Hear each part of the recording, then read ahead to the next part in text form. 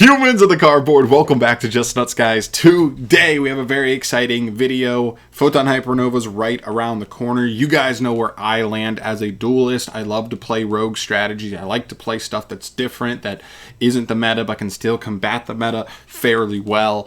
And it's just more fun for me personally that way. So today we are looking at every rogue option from Photon Hypernova. Now this isn't the best rogue decks as a whole from the whole game of Yu-Gi-Oh! Post Photon Hypernova. This is specifically rogue decks that either got better or became even just playable rogue that wasn't before from this set in particular. So this is somebody that's kind of been keeping an eye out. They haven't been able to find something as of late, or just want a couple ideas out there thrown at them to let them know, hey, this could be playable. So if you think it's interesting, go ahead and mess around with it. So without further ado, let's jump into this. We have like 4 categories here. We have top rogue. I think this will be just like a really solid rogue option that could legit like get some very regular tops throughout the next format or two.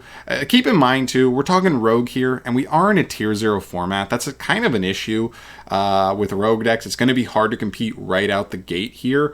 But we should be right on the cusp of a ban list. We've been exactly 2 months already since the last ban list. So hopefully in the next couple weeks we'll get news on that. And so I don't think the rest of this format will last very long before we get a ban list, and hopefully not tear down a little bit. So keep that in mind. Then we have playable rogue. I think this is like still decent, but not quite as good as top rogue. Steal some games. This is like a more fun thing that like does some powerful things, but probably isn't consistent enough, or just not good in one area or another. That probably keeps it from being like a legit playable rogue deck overall. And then wait it out. So this is going to be some stuff that kind of got better, but you still might be worth it to kind of continue to wait for another couple of maybe at least the next core set, and kind of there you'll see some interesting stuff plop there. But let's get into this. We got a lot of things to run through. First and foremost, Vaylance. This deck has actually been picking up quite a bit as of recently. There's an FTK running around a little bit. Apparently it's pretty consistent. And I'm not sure, but I want to say it doesn't lose to Bestials, the FTK, but don't quote me on that. Not to mention, it actually has some very powerful 1-card combos. I've seen a couple of combos of just Shinonome that actually has like some pretty insane boards. So very cool. 1-card combos are very good. I'm going to put in top... Oh, man. You know what? I'm going to put it in top rogue, because I consider rogue like not tier 2. So I'm going to consider this top rogue. I think this really has some good potential. I think players are starting to truly unlock what this deck can be. We really weren't sure. We were like, do you combine this with anything? What do we do with it? And it looks like a more pure variant is where you go, and there's some legit plays there. So definitely curious there. I want to see what they do mid-rangey if they don't go full combo though, but we'll see. Next up we have Gishki. This is actually Gishki Sprite would be the variant we're looking here for rogue. I think this is top rogue, even above Vaylance. And depending on where a ban list goes, I even think Gishki Sprite will have a chance to move up into at least tier 2 status as well. Very interesting to see. Like we'll see, because like the OCG has like multiple Sprite variants running around right now. Evil Twin, Tri Brigade's very popular. They don't have Toad legal, so pure Sprite doesn't really work for them right now. But I could see this one being like a tier 2 strategy should the ban list hit tier hard enough. But we'll see. Next up here we have Dogmatica. This one's really interesting. I'm going to put in Steal Some Games. I don't think it's quite good enough going second, or it's ritual based, but it doesn't have like the same, it doesn't break the ritual mechanic like some of these other decks do. It has some pluses to kind of like mitigate the rituals, and the rituals are very powerful. The new ritual plus the new ritual spell. I think, is it a ritual spell or just search you a ritual spell? Whatever it is, a new spell card. They're nice, but like they're not enough, overall for me. So very powerful. They can definitely still steal some games, especially if you're winning die rolls. But at the end of the day, I do think they have some fundamental weaknesses there that just are going to keep it just a little too low to be able to consistently perform the level you're going to want.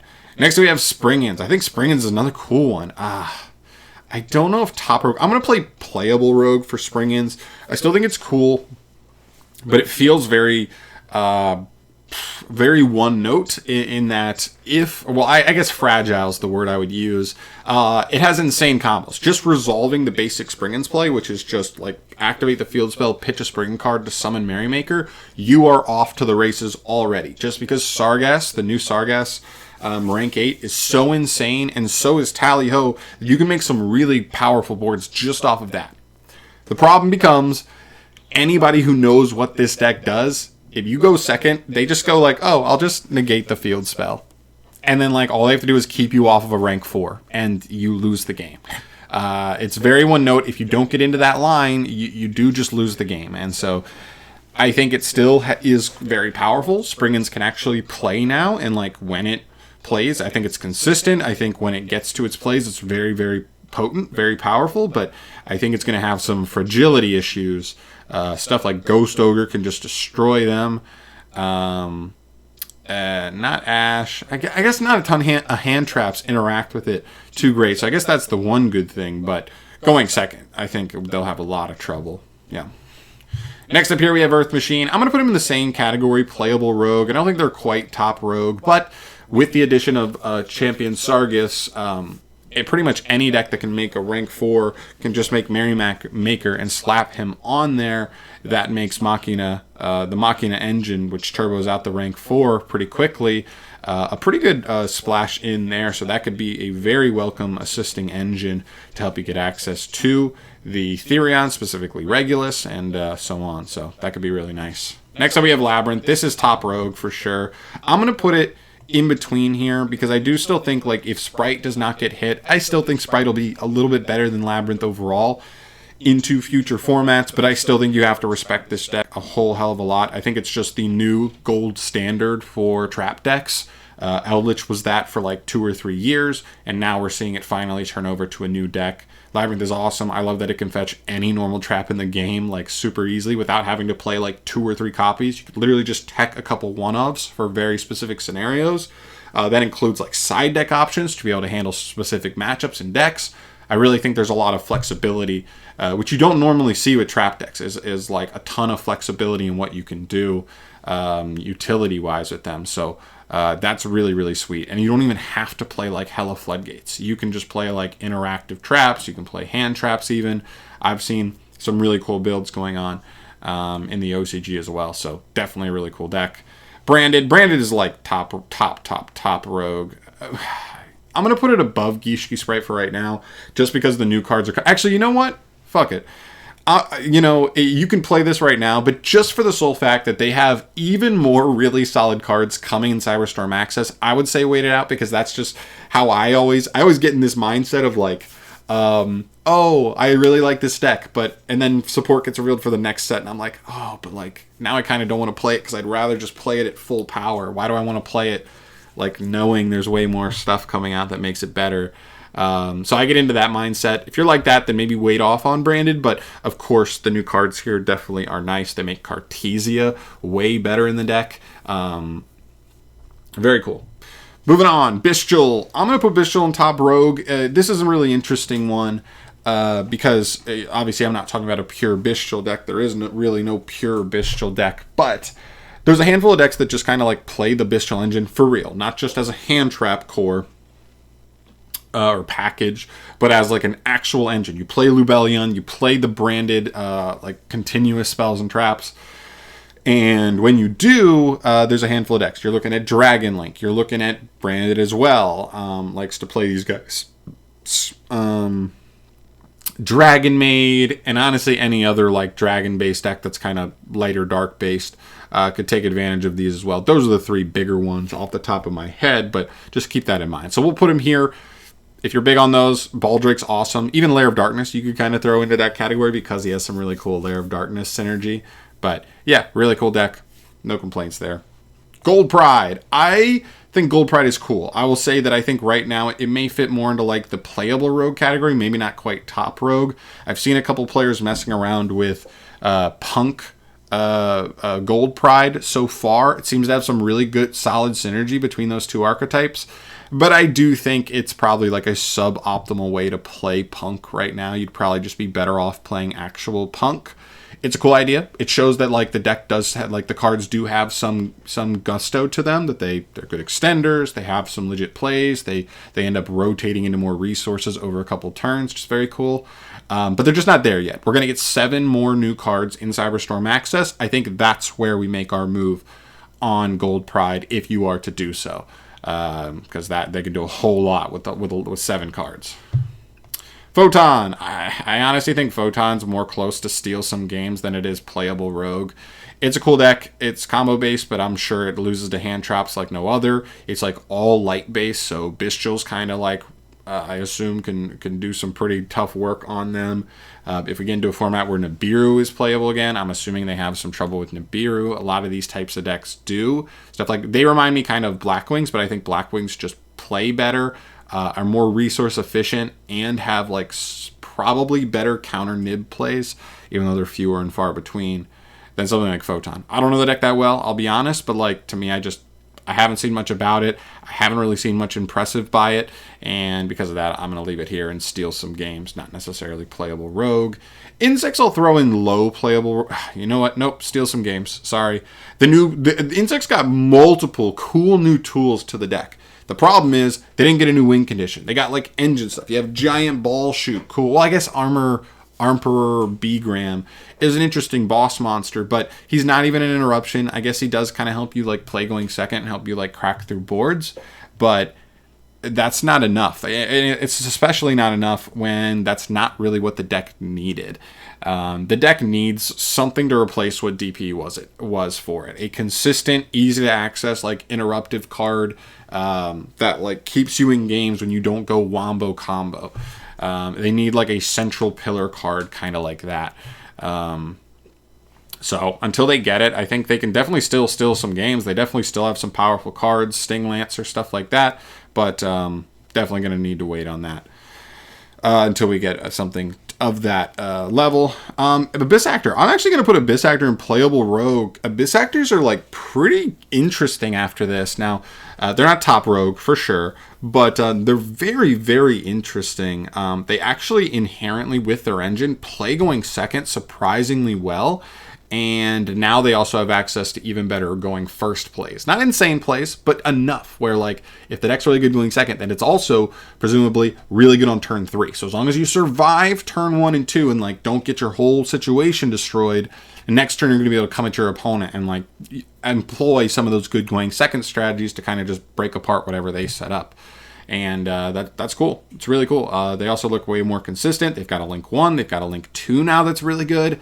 And a couple new, like, they get a new starter card. They get a new utility Abyss script. They're pretty interesting. I might look deeper into them and actually mess around with them a little bit. Ninjas. And I might be a little biased on this, but I actually think ninjas are, like, surprisingly good. I thought they were going to need more, but I've actually tested with them a little bit here.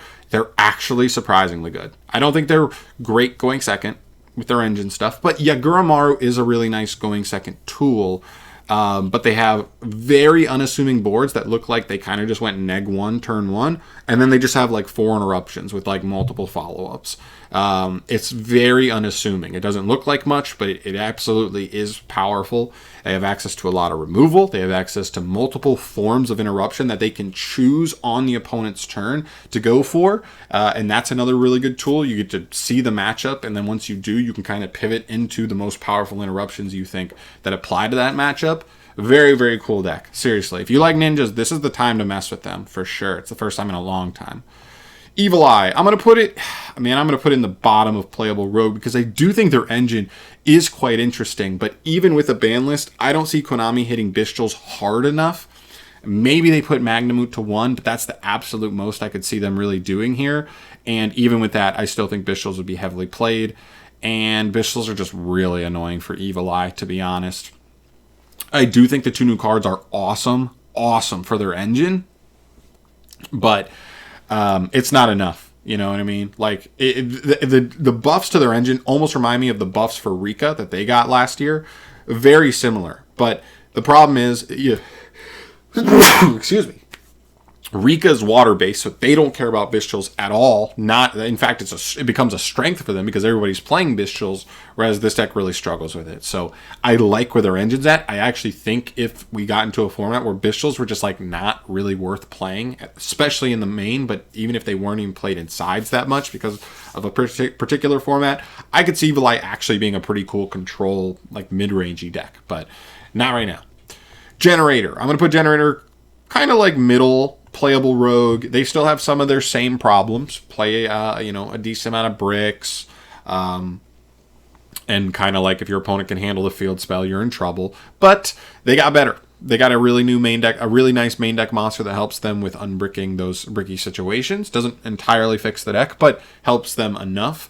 And they also got the new extra deck monster that's really powerful. In fact, it's the best rank 9 in the game right now that's illegal, because Calamities is banned. So that's really nice. It's a really powerful non-targeting, like double removal at minimum, which is really good. And moving on, Witchcrafters. I think Witchcrafter is playable rogue. Now, Witchcrafters again is Bestials aren't bad for Witchcrafters really. It's more like the Ishizu Shufflers are more annoying because what the deck does is it likes to put, 1, the spellcasters want to be engraved, and 2, the spells also want to be engraved because they add themselves back to hand for free on the end phase. If they can Ishizu Shuffler back like 3 different names engraved, like usually that can be enough to just like cut off your resource train, and that becomes a problem. But like I said, if there's a ban list that hits a Shizu tier hard enough, I do really think Witchcrafters could be really interesting, specifically with the Grand Guignol release. Like Cartesia becomes a must-play in this deck. You're also going to be able to access it with stuff like Fusion Deployment and Branded in High Spirit, so that's very, very important for the deck. And I just think it's one of those things where, like, it has such a god-awful tier limit matchup. Like, its main boss monster pops stuff, so it's a terrible matchup there. Graveyard removal, like the Shufflers, is really brutal for this deck. Overall, and yeah, it just it just needs help. But if tier kind of gets phased out of the format or gets like limited enough where this deck can kind of just play against it way better, this deck could actually be something pretty interesting if you're looking for a really cool, interesting, spell-based deck that's really resource-driven but has some cool boss monsters and stuff. This could be really cool. And the last one here, I'll put at the bottom of top rogue, is Plunder Patrol. Everybody always loves Plunder Patrol.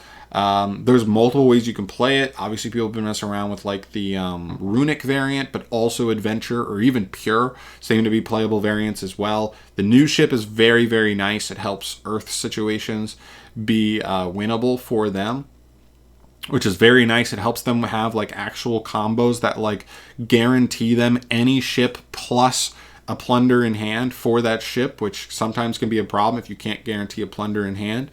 Very, very good. Like, honestly, it's nice. Still can't wait for them to get a win ship. I still think they're going to need that at some point.